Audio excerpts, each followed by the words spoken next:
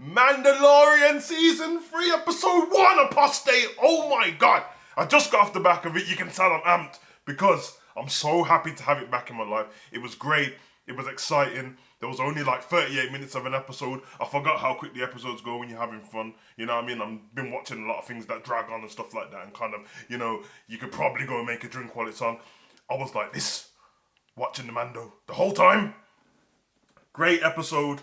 The way the episode starts off with a big monster fight and Mando swooping in to save the day with Grogu on his lap. Oh, so cold.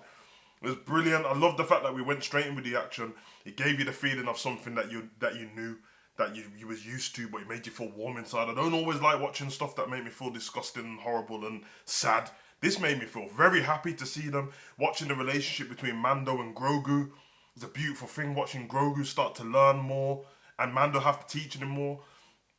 You can see that now Mando knows that, like, Grogu was originally meant to learn the way of the Jedi, but now he's probably going to have to teach him the way of the Mando, kind of, which is going to be kind of fun, you know what I mean? There's a great part in this. They went to visit, where's it? Flipping Navarro, where Grief is, who's like a High Majesty Grief now, whatever. And they were trying to fix the droid, the IG-11, and they took it to these aliens, and these aliens are these little tiny creatures, and Grogu doesn't know, so he just finds them cute to him, because even to Grogu they're tiny, and he was trying to hug them, give him squeezes, but it was nearly gonna kill him, so Mando had to step involved. And it's nice seeing, it's like teaching your 2-year-old stuff, what not to do. Like if your 2-year-old picks up a hamster or something, he probably thinks it's cute, but if he squeezes it too hard, he's gonna kill it. So I love the relationship between that. It was dope. Basically, obviously on this one, Mando is trying to redeem himself from the things of the past. Obviously, he removed his helmet before, so he's not a Mandalorian technically anymore, and he wants to redeem himself, and he needs to go and he basically wants to bathe in the living waters of Mandalore to prove that there's no what was it? They said it was cursed. And he wants to prove that it's still a living place and they can all, go back together and stuff like that. So all the other Mandos scattered around don't believe in him anymore. They don't believe that the place is, they think the place is wrecked after the purge. They're saying like, listen, there's no point, it's very pointless. So we're basically following Mando's journey on redemption. But while he's on the journey of redemption, he's got these little side, it's not, computer game side missions, but they're a beautiful thing, man. We get to see the healing of all the different places and planets that we're used to, that we're regulars to watching over the last 2 seasons after the Empire's attacked and destroyed all these things. So when he goes to Navarro now, it's a beautiful place, but when it zooms out a little bit, you can see in the background of what it was like after the Empire messed it up. So I thought that was nice. Got a bit of action in there with the pirates who, they're insistent on going for a drink on Navarro in this place that used to be a bar, but now it's a school, and they get into a little altercation, and then he fights with the pirates, and then when he decides to leave Navarro, the pirates follow him and try and take him to their boss. I think it was the Gorian Shard, I think they are. The Gorian Shard's the main guy, and then the pirates are the pirates of the Shard.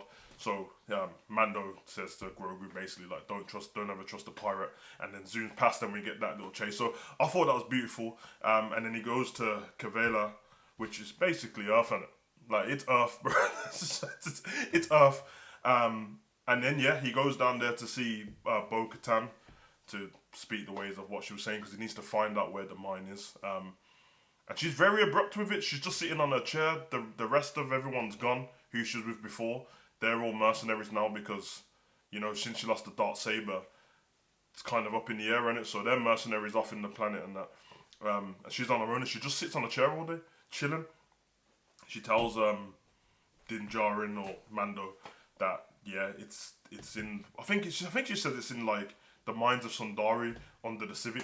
I swear she said not Civic Center. Did she say Civic Center? Because it just reminded him of like the Civic Center where wrestling's held. But if when stuff just feel out of the realms of Star Wars and the name just sounds so familiar, I thought that. But that was pretty cool, man. But it was a great episode. It was a great episode to get us straight back into Mando instantly while I was watching the episode, because when I'm watching an episode that I'm not into 100% of something, every now and again I'll check how long's left because I don't want to give up on the episode because I want to get to the end and still like, you know, see what's going to happen next. But at the same time, I'm kind of like, finished.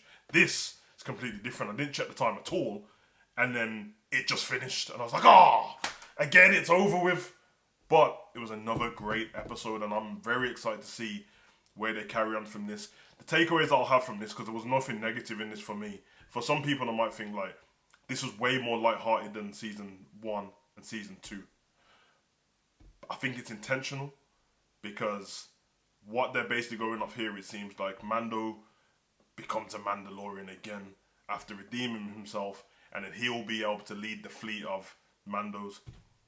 It sounds too simplistic, so the chances are that that's not going to happen, and because it started off so light, I wouldn't be surprised if when we get to like episode 5, 6, some massive thing happens where it throws him off course, and I'm here for it, because this is great TV. It's great TV. I hope that people are watching this review, and if you haven't watched the episode yet, well, then you probably got spoilers and that. But I didn't spoil anything too much. But yeah, come back and let me know in the comment section if I'm right, because I believe that like I'm so amped up about this episode. I'm so happy it's back. I love seeing Grogu, Pedro Pascal obviously doing this thing, and that currently I'm doing reviews on Last of Us, reviews on this. He's everywhere. Big up to the man. I've been your boy Savage. Comment, like, subscribe, and share. Let me know what you think in the comment section. Run.